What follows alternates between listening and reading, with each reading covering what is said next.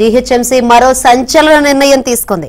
హైదరాబాద్ లో వాల్ పోస్టర్లు, కటౌట్లు, wall writing పై నిషేధం విధించింది.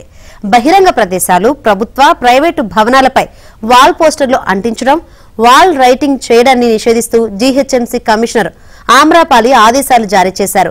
హైదరాబాద్ ను క్లీన్ సిటీగా ఉంచే లక్ష్యంతోనే ఈ నిర్ణయం తీసుకున్నట్లు ఆమ్రపాలి ప్రకటించారు.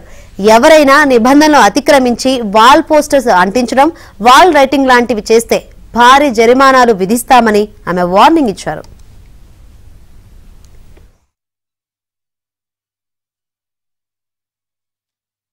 భవనాలపై వాల్ పోస్టర్లు అంటించడం, వాల్ రైటింగ్ చేయడాన్ని నిషేధిస్తూ జీహెచ్ఎంసీ కమిషనర్ ఆమ్రపాలి ఆదేశాలు జారీ చేశారు.